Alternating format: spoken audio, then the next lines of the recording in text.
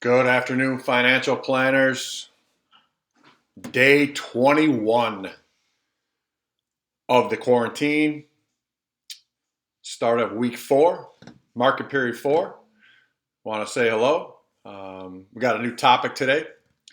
I did a look at our rosters. We have 28 out of 59 of you are seniors, 53 out of 59 of you are juniors and seniors. My guess is 90% of you will be dealing with student loans. Some of you in the next couple months, some of you in the next 10 months. It will be happening. So I just want to do one quick review on student loans, and then we're going to put the loan chapter to bed and move into investments. Crazy time for investments, so we'll start that soon. But today's topic is student loans. Before we go ahead, I just want to go back real quick. This coming up after today's video and assignment post will be our 4th assignment. I believe that we have 48 or 49 out of the 59 that have done 3 of the assignments. It seems like obviously the same 10 people have not done any. Just to let those 10 people know, if you're watching, calls, emails, first from me, then from your guidance counselor, eventually from your principal will be happening to make sure we find out why you are not engaged. So this is the time. And we're going to get into student loans. All right, hit the present button here. So know what you're going to do before you do it. I think a lot of times student loans, you should probably start with the end in mind. In other words, know what the result is going to be 4 or so years from now, as opposed to finding out for the first time a few months after you graduate what you're faced with. It's definitely easy to know if you do your research and you don't just blindly go into it. If you guys recall from our budgets, we also did a great job of figuring out the difference between potentially going to a community college for 2 years, then transferring to a state school, compared with a 4-year degree from a state school, and comparing that to a 4-year degree from a private institution. You saw the differences and the potential differences. So obviously take all that in consideration. In no way, shape, or form am I here to change your mind. Just want to give you guys all the options out there so you know what you're faced with. All right, here's a quick graph from, as it says, 219 Q3. For those of you financially literate, that means Q3 from 2019. So that's the months number 7, 8, and 9 from last year. So pretty recent information. Notice the color-coded bar graphs that show you the amount of student loan compared to the overall debt of an 18 to 29-year-old. Close to 40% of their debt is student loans for those 10, 11 years. Then notice it falls to about 20% and then slowly goes down. Crazy to see that those that are 60 and over are still paying a small percentage of it. That doesn't mean all people 60 and over. That means that the average person 60 and over still has about, I don't know, looks like 5 or 3% of their debt being student debt. All right, so it's not something to take lightly, something you want to pay attention to before you get into it and it's too late. All right, so very quickly, I want to make sure that everybody understands that there's a difference when we say student loans. They're not all federal student loans. And when you see the word federal, that means government. Right? So not all student loans are federal student loans. So the way it's going to happen basically is you'll get your package from your college. They'll show you how much it is that they expect you to pay. And you'll decide based on your personal finances how much you can pay. And then the rest is going to be loans. All right. Now notice that federal student loans can only total up to $57,500. All right, and those are your best bet. Those are usually your lowest interest rate loans, your federal loans. But if you need to borrow more than $57,500 over a 4-year college career, then you have to get to a private institution, or in other words, a regular bank or credit union for the rest. Those student loans, $57,000 worth, are divided to what they call subsidized and unsubsidized loans.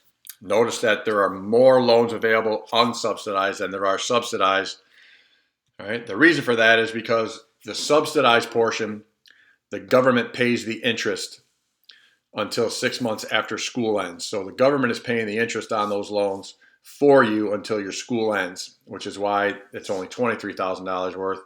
And the other $34,000 you guys borrow, you will be paying all the interest from the loan date. So that's the difference between something that's subsidized. When you see the word subsidized, that means you're being helped out somehow. If something's subsidized, that means you're getting assistance in some way, shape, or form. The unsubsidized loans are referred to as Stafford loans. Right? Just a little bit of trivia. And then again, you can also get student loans from banks and credit unions. Chances are, because it's from a bank or a credit union, the interest rate on those loans is going to be higher. So you're going to want to start with the federal student loans. And the repayment plans could be slightly different. Obviously, the federal government is going to give you a lot more benefit of the doubt. All right, you can also get loans from the college that you attend. However, the college has to sign up for this. They have to be a part of that Perkins loans, and they'll let you borrow $5,500 a year if your college participates. And there's also loans for you if you want to go to grad school, if you get your MBA, if you want to go to law school, want to go to get your medical license, etc. So if you do want to continue, there's also loans for you guys as well that are looking 4 or 5 years down the road for a master's degree or advanced degree. And especially now, you might have a little bit more downtime on your hands than you were used to. For you seniors, you could be out there searching for grants, for scholarships in some way, writing a paper, finding the crazy different types of scholarships that you might fit into, looking into work study, and your second, definitely your junior and senior year in college, you could even sign up to be an RA. I know we mentioned that in class once or twice. An RA, R stands for resident assistant. That basically means you're kind of in charge of the floor on the dorm that you live in. You're in charge of the kids on that floor in some way, shape, or form. And for that, you get a pretty hefty payment, actually. You get room and board free. So if you're an RA for 2 years, there is responsibility that goes along with it, but you can save thousands of dollars in room and board. And in addition to that, think about the 10 years of repayment for that loan that you would have to take and how much interest that ends up being. So it's actually more than fair to try that out. All right, the FAFSA free application for federal student aid. Almost all of you guys, if not all of you, are going to be filing this for the 2021 school year. You've got a long time to do it, although you might want to do it before. Obviously, you want to do it before school starts in September. There isn't a deadline before September. You have longer to decide if you want to go or apply for it. Called a FAFSA. Now, here's what you want to know. Payments for your student loan begin 6 months after graduation or 6 months after you stop attending full time. So for those of you that go through, the traditional societal 4 years of school, graduate, 6 months after that, your loans will come payable. If you decide to go to school for a year and it's not for you, 6 months after that. If you go for 2 years and get an associate's degree and then stop, 6 months after that. If you go for 1 semester and then stop going to school, 6 months after that. Even if you sign up for maybe 1 or 2 classes or take a class in the summer here or there, but you're not fully enrolled, your student loans are going to start. So it's not so much 6 months after you graduate, all right, although that's really kind of the typical thought. It's really 6 months after you stop attending school. You do have a lot of repayment options. There is not one size fits all. This is with the federal student loans. A lot of the private student loans have different repayment plans, or you might only have one size fits all. But with federal student loans, you have many repayment plans. As you can see, the standard repayment plan is for 10 years. That's the one where you'll pay the least amount of interest. All right, that's the one hopefully you can do. The payments are the biggest of that one, but the interest is the lowest. You can get a graduated repayment plan where you'll pay a little bit when you get out, and then your payment will go up every couple years. People that get the graduated plan assume that they're going to be making a lot more money in a few years, so they'll be able to handle bigger payments then. You can extend the student loan up to 25 years. This is going to drop your monthly payment dramatically, which I guess is a good thing if you cannot afford the monthly payment. But on the back end, you're going to be paying a lot more in interest. Thousands of dollars more in interest, not just 100 or 200, but thousands of dollars more. You're over doubling the length of the loan. And then there's a couple other ones here at the bottom: pay as you earn, income based, income contingent, income sensitive. Basically, you prove to the federal government what your income is, and every couple of years they recalculate that based on what your income and expenses are, and then they give you your payment plan that way. The standard one is your goal. That's the one you really want to be able to do because it paid off in 10 years and the interest is the lowest. All right. The questions or the homework assignment are based on those couple slides and these links. So I definitely want you to take a look at these links that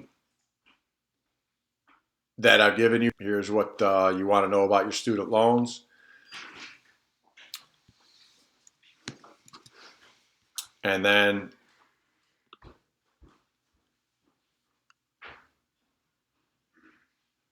this is a very cool chart, kind of summarizes the last slide.